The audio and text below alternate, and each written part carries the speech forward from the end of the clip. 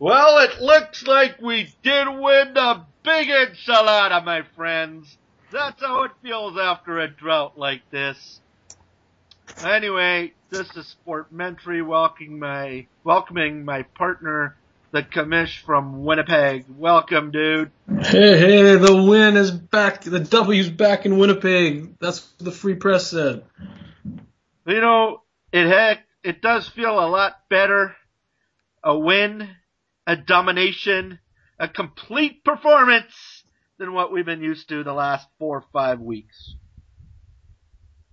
I have to say, I do welcome back Buck Pierce. He seemed to be the spoon that stirred the drink.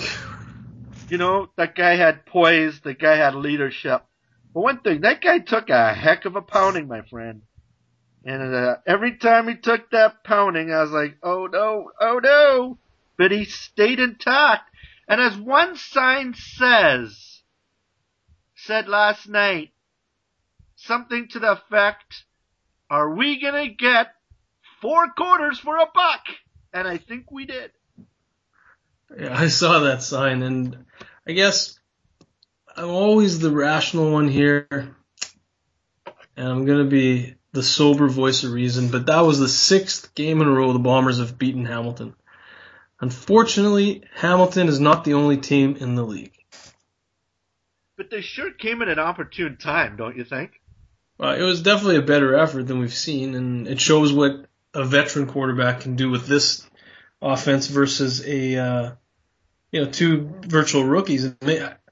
I guess what I'm struggling with, I don't know if Buck Pierce had the authority to change play calls or if Gary Crowton actually called a good game. I don't know. It's hard to know that there was a couple plays he looked to the bench and he was like, "What are you morons calling?" In defense, you had to look up to the booth. You had to look upstairs to the clown wearing that clown hat, calling the plays, because this guy was out trying to think everybody here. And maybe he is trying too hard, but you know what? At least what impressed me is they got back to pounding the ball on the ground. They mixed things up. There was a good mix between the pass and the run. Chad Simpson went over 100 yards for the first time. How many Actually, did you have? a running back went over 100 yards for the first time this season. So you had over 130. You had to have over 130 last night. I think it was 119, and then not to mention he was used out of the backfield on passing. Yeah. And Will Ford looked pretty good and a bit of relief too. So I'll tell you one thing you noticed with Buck over there, because I was paying attention to him particularly last night, and there were times where seriously, man, that guy could have got killed. Literally. And he took the time. He took the hit, and he took the time to lay in a pass. And some of those passes, on some of the pressure that he was facing, that impressed me. It wasn't just throwing him away or throwing a Hail Mary. This guy knew what he was doing. And, it was refreshing to see that in a Bomber game. Everybody, you talk about it's only Hamilton, but their QB laid down over 500 yards offense last week against Hamilton, I believe. Edmonton, I believe. Yes, yeah. So we're not talking about a Mickey Mouse offense coming to town, which segues into the defense, man. I tell you, the defense, they came to play. I mean, it was 3 quarters of close football where they were trading field goals. And the defense did its job. I was really impressed. Really, really impressed. No, the defense looked like they were finally in sync. I don't think that the defense is... Well, I didn't really question whether they had talent on defense, because I think they do. But my main question was whether they could play together. And it looks like they're starting. They're still missing that veteran influence that a Doug Brown or Clint Kent brought, but they did hold it together yesterday, and they kept Burris off his game, and he could not get on track, and that's as much his problem as it was the problems the defense were giving him. So I was impressed too. I tell you the difference, the major difference between this game and the last 2 or 3, because I think we've seen at times this year our defense being able to to have some good games, or at least parts of good games. The intensity of that team for 60 minutes, the defensive team, the intensity on the field was awesome. And they took a couple bad penalties, okay? But not as many as Hamilton. And not as many as they used to. They were a lot more disciplined on the defensive end. Yeah, that's true. I guess they had there was Brandon Stewart had a brain cramp at one point and took that unsportsmanlike call where he kind of, well, looked like he took a punch or something at it. Yeah. So that, but you know what? There was only one of them. Well, I guess there was another one with on the special teams, but they limited the brain cramps on defense, and the offense gave the defense some time to rest. So it was a full game. Full game, and Hamilton had a letdown on stupid penalties. My God. Oh, Hamilton, I think, had 17 penalties, and they imploded. That team is they're giving the Bombers hope that they might make up the playoffs, and I don't think the Bombers deserve to be in the playoffs. You know what? They're one game behind Hamilton, are they not? One game behind Hamilton, but then it all depends actually what happens today with Edmonton too, because Edmonton's in line for the crossover. I tell you what, we're looking today, and we're seeing a performance, and let's try to be calm about this and realistic about the Bombers' chances of making the playoffs, okay? But I'll tell you what, that win today puts them in a lot better shape if they're able to capitalize on it, and they're able to say, you know, all it takes is, who cares what team it is? I really don't care if they're playing the Bison, to be honest. You're going to win, right? I agree with you, but only in the CFL can a team go 239 minutes without a touchdown. So that's over, 4 games, and still have a chance at the playoffs. 239 minutes or so, right, for an offensive touchdown, but that was an offensive running touchdown, which they got, was it in the second quarter? Or was it the third quarter? I'm losing track here. But how many minutes? I think, tell me if I'm wrong, about 270 minutes of game time before they got their first passing touchdown. Yeah, they didn't get the passing one until the fourth quarter, so that was the... Now, 5 games... They didn't get the running touchdown until it was the third quarter, so... 5 games is 300 minutes, okay? So it's 4.5 games since they had, up to that point, an offensive touchdown. And the last team they scored... Not offensive, a passing touchdown. And the last team they scored a passing touchdown against would have been Hamilton. Very good. So we do play them one more time this year, I think. No, I think that's it for Hamilton. Is that it? I'll have to double check the schedule, but I guess the bottom line is we really have to see how they perform against Toronto. I'm not gonna. It's nice to get the win and to be now. What are they, 3-9? I'll tell you what, they had a really close game. I call that the La Police Serenade. His last game as coach where that heartbreaking loss. That's true, yeah. Give him that game, and then if they would have had the other game against Saskatchewan where they lost over the field goal issue, I mean, they could easily have 2 more wins. This is a team that I think has the ability to win. Let's just see. You know, it seems that every week with this team we get another flavor, and we're running out. You know, Lifesavers only makes a certain amount. You are correct. They have one more game against Hamilton. It's in Hamilton, October 27th. So the Bombers do not have an easy schedule. They play Montreal twice, Toronto twice, Calgary once, and then Hamilton again. So, well, they have one more in Hamilton, and but one win against Hamilton's not going to get them in. They have to basically win out. Yeah. Well, we'll see how it goes. First of all, they get the victory, and you know you play the great championship song to lead us into this deal, and you know it really did have a playoff feel to last night's game. Take away the losses, take away where they are, but when you take, I mean seriously, we got to refigure things here with this team. they took that Gatorade and drenched the coach over a win. Right? Yes. Now, granted, it was a great win. The coach got their first game. They showed that they were coming together. They showed how much they liked their coach, yada, yada, yada. Seriously? Drenching the coach midway through the season? I don't know. I'm not a big fan of that. Get me to the playoffs and I say a different story. Well, the pressure was on them. You know, they had 3 games in a row where people were questioning everything about the team, from what color underwear they should wear to who should be the general manager, and they had to let off steam somehow. Obviously, it showed their affection towards Tim Burke, and he must be doing something right with the team. I don't recall La Police getting the Gatorade dunking, but someone can correct us if we're wrong. I don't recall him getting it very often. Well, you know, I'll be honest. I'm not a big fan of Gatorade dunking anyway. Well, it is a waste of Gatorade. Yeah, they're not even wasting. It's just stupid. You know, it's one of those things that's overdone, right? They gotta think of something a little different in my mind. You know, take the coach, put him in an empty Gatorade bottle, close it up, and roll him onto the field. You know, something different. You know, put a parachute on him or something and drop him from the stadium. I don't know. What I'm saying is, the Gatorade dunk is old.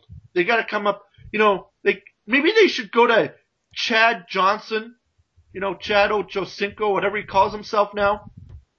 He's got some great ideas for antics of celebration, right? Yeah, but just for himself. Well, yeah, but you know, he's out of a job, right? He needs a job, so get him as a consultant on how to celebrate. You know, come up with new ideas or something. And he can do that between his community service and his anger management classes. Well, here's the thing. This game's in the books. They got the job done, but I think they cannot focus on this game. They have to be focused on Toronto. And it's not going to be easy. The only saving grace is they got Toronto at home, so because the Sky Dome has been less than kind to the Bombers, so maybe they can pull out a victory. It all depends. See, this team's so young, we've yet to see how they'll respond to a win like this. They could come out and light it up, or they could go back to their old ways. So I don't know. I hope this is you know, playing Toronto at home will be a good thing for them. But you know, I look at Toronto, and I don't consider going to Toronto a road game. It's a neutral. This game's in. No. But I'd say this one's at home. But in general, going to Toronto is not a road game. It's a neutral site game.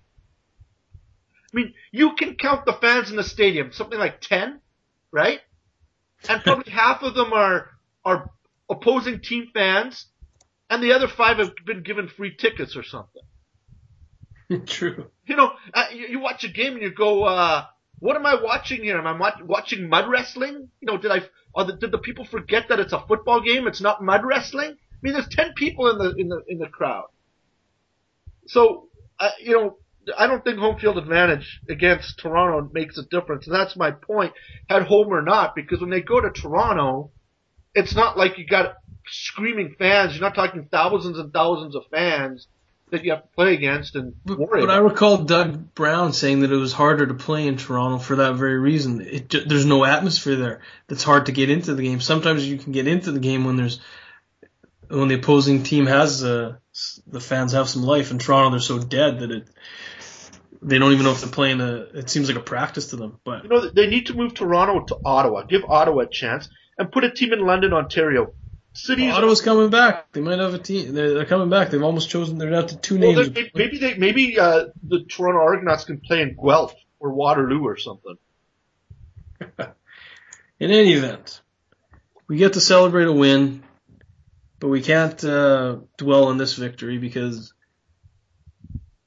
they do have business to take care of a week from today. And I think we should do our prediction for next week. All right. You go ahead.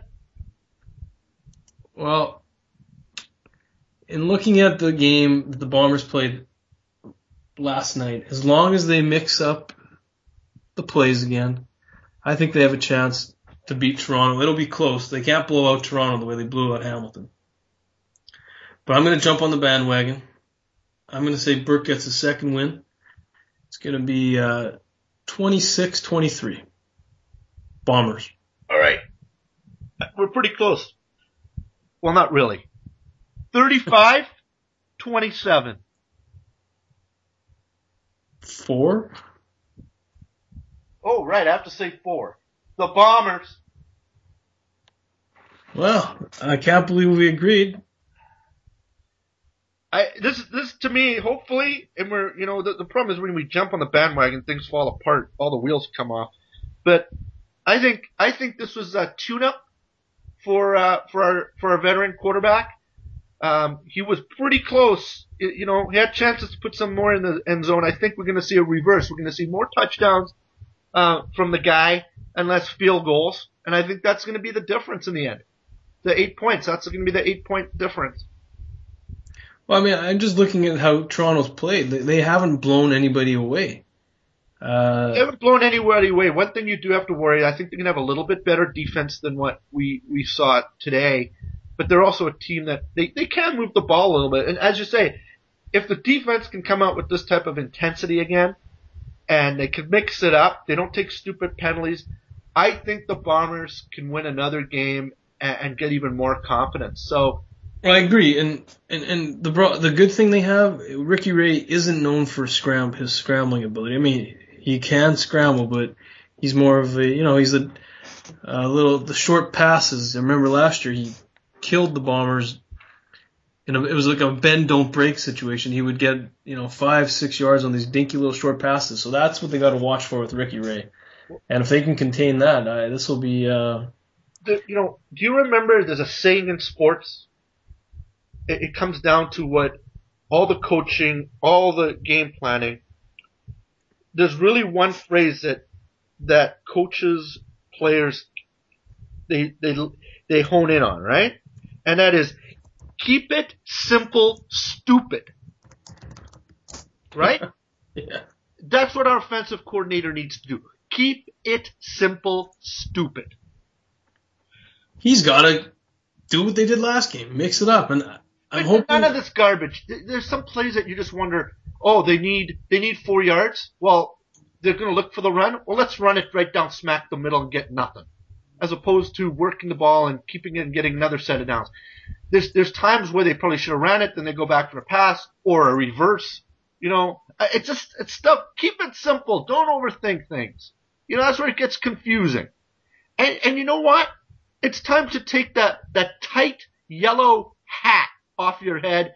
If the brain circulation isn't there, take that damn hat off.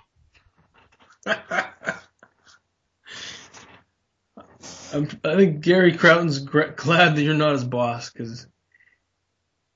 Well, that's really all I have to say. I mean, that's the only bitterness I have over a game of jubilation, excitement, and happiness.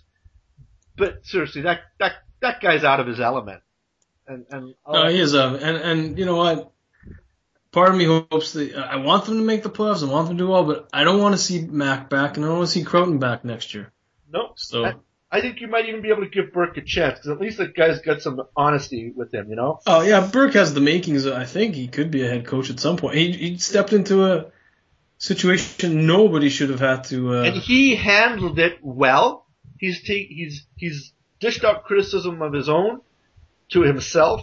What I say, look, one of our complaints with Burke, and it's not his fault, it's Mac's fault. You put a guy in there too quickly who doesn't have a lot of head coaching experience in this league, but he's getting it now. All right, like it or not, and we didn't like it. He's getting experience now, so you got to give this guy a shot.